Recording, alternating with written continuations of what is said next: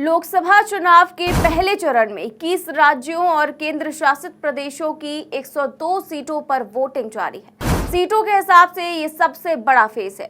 Voting शाम 6 बजे तक चलेगी, लेकिन मतदान जब से शुरू हुआ है तभी से लगातार बवाल की खबरें सामने आ रही हैं। यूपी में बीजेपी पर बूथ कैप्चरिंग का आरोप लगाया जा रहा है, तो बंगाल में बीजेपी और टीएमसी कार्यकर्ताओं के बीच खूब जमकर झड़प हुई।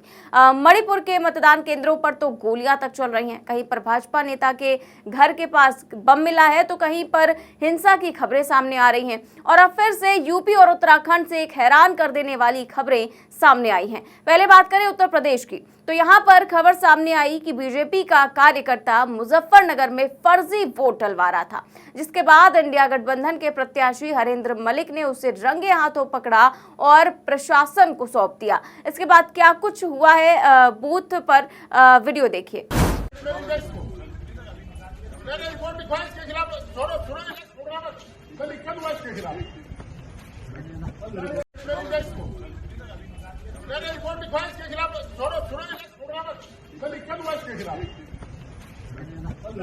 तो ये इंडिया गठबंधन के प्रत्याशी हैं हरेंद्र मलिक, जो कि भड़कते हुए नजर आ रहे हैं बीजेपी के उस कार्यकर्ता पर जो फर्जी वोट डलवा रहा था और उसे पुलिस के हवाले कर दिया गया। लेकिन आप सोचिए कि अगर ना पकड़ा गया होता तो किस तरह की फर्जी वोटिंग जो है वो की जा रही थी। और ऐसे ही लगातार आरोप जो है आम आदमी पार्टी और समाजवादी पार्टी द्वारा लगाए जा रहे हैं यूपी में। वहीं उत्तराखंड के हरिद्वार से भी एक हैरान कर देने वाली खबर सामने आई है। यहाँ पर मतदान के दौरान एक बड़ी घटना हो गई। वोट देने आए एक शख्स ने वोटिंग मशीन ही उठाकर जमीन पर पटक दी और उसे तोड़ने लगा। जैसे ही सुरक्षा कर्मियों ने देखा, उसे तुरंत हिरासत में ले लिया। इसके बाद पूछताछ करने पर वो बैलेट पेपर से चुनाव कराने की मांग करने लगा। खबर देखिए, लिखा हुआ है कि हरिद्वार में वोट डालने गए मतदाता ने ईवीएम तोड़ी, बोला बैलेट पेपर से कराओ चुनाव, पुलिस ने हिरासत में लिया। तो ये जो है खबर है कि पुलिस ने हिरासत में ले लिया है उसे। आपको बता दें कि ये मामला जो है वो हरिद्वार जिले के ज्वालापुर विधानसभा क्षेत्र का है। बताया जा रहा है कि यहाँ पर बूथ नंबर 126 पर बुजुर्ग मतदाता वोट डालने पहुंचा था। पहले तो वो शांति से लाइन में खड़ा रहा और फिर जैसे ही वोट डालने की उसकी बारी आई, जैसे ही वो अंदर पहुंचा तो डेस्क पर रखी ईवीएम को उठाया और उसने नीचे जमीन पर पटक दिया, जिससे ईवीएम टूट गई। मतदाता की इस हरकत के बाद बूथ पर अफरा तफरी मच गई। बाहर तैनात पुलिसकर्मी भी भागकर अंदर आए और तुरंत बुजुर्ग मतदाता को पकड़कर रेल चौकी ले गए, जहां पर आरोपी से पूछताछ की जा रही है। वहीं बुजुर्ग मतदाता जोर जोर से चिल्लाते हुए बस यही कह रहा था कि बैलेट पेपर से चुनाव कराए जाएं। तो आप देख सकते हैं कि ईवीएम को लेकर लोगों में किस कदर गुस्सा देखने को मिल रहा है, जबकि चुनाव से पहले लगातार ईवीएम को लेकर सवाल खड़े होते रहे हैं, चाहे वो विपक्षी पार्टियां हो या फिर आम आदमी हो या फिर सुप्रीम कोर्ट के वकील हो, सभी ईवीएम को लेकर सवाल उठाते रहे हैं, उसको लेकर विरोध करते रहे हैं।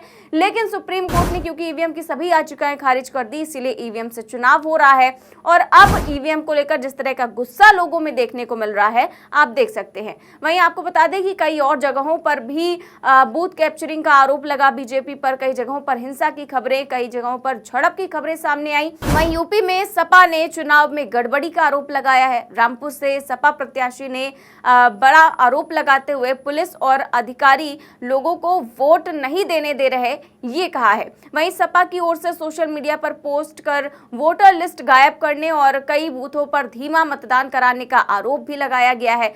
रामपुर में सपा प्रत्याशी ने क्या कुछ कहा है, वीडियो देखिए। जनपद से पुलिस की शिकायतें आई हैं, एक जगह से नहीं आई, एक दर्जन शिकायतें आ चुकी हैं हमारे यहाँ से। यहाँ कितने लोगों का वोट डालने? नहीं, अब देखिए हम 1 दर्जन से 1500 गाँव में 1 दर्जन से अब देखते हैं उसके बाद क्या कार्रवाई होती है, क्या नहीं होती है। सर यहाँ कौन लोग गाँव है, वहाँ पर कुछ गाँव के अंदर बहिष्कार किया गया है? नहीं, पटवाई में क्या क्षेत्र में जो है वो ऐसे जो परेशान किया, वहाँ पर क्या कहते हैं वो शिकायत दर्ज कराई गई। अब हमारे वोट को देना डल गया हमारे। अब ये आई है लेडीज, इनके वोट डल गए। ये देखिए इनका वोट दो आईडी लेकर आएंगे, दिखाइए ये दो आईडी लेकर आएंगे। ये कह रही है कि मेरा वोट डल चुका है। ये क्या है? ये एक पर्टिकुलर एक कम्युनिटी के साथ मजाक नहीं तो और क्या है ये?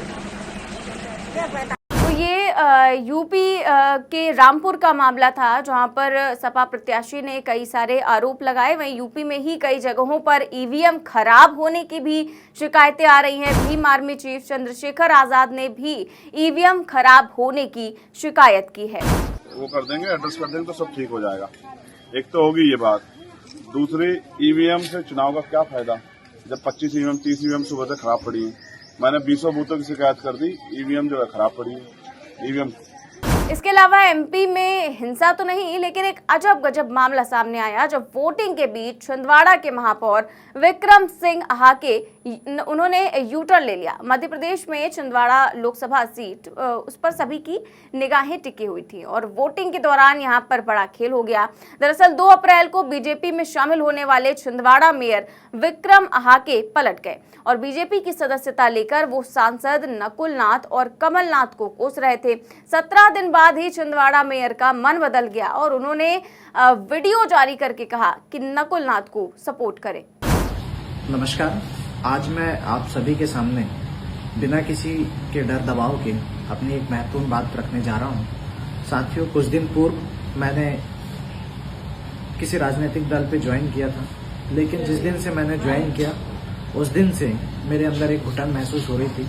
मुझे लग रहा था कि विक्रम, तुम गलत कर रहे हो, तुम उस इंसान के साथ गलत कर रहे हो जिसने छिंदवाड़ा का विकास किया है, छिंदवाड़ा के लोगों की दुख दर्द में मदद की है और हमेशा करते आए हैं, चाहे शिक्षा की बात हो, चाहे इलाज की, चाहे विकास कार्यों की बात हो। साथियों, जीवन में राजनीति करने के अवसर बहुत आएंगे। भविष्य में मेरे साथ क्या होगा मुझे अंदाजा नहीं, लेकिन आज अगर मैं हमारे नेता आदरणीय कमलनाथ जी और नकुलनाथ जी के साथ खड़े नहीं हुआ, क्योंकि उन्होंने मुझे भी कहां से कहां पहुंचाने का काम किया है, छिंदवाड़ा का काम किया है, तो आने वाले समय में जो मेरे साथ होगा मुझे पता नहीं, लेकिन आज मैं आप सबसे अपील करना चाहता हूं कि कमलनाथ जी को, नकुलनाथ जी को भारी बहुमतों से 2 नंबर की बटन दबाकर विजय बनाएं। आप सबका बहुत बहुत धन्यवाद।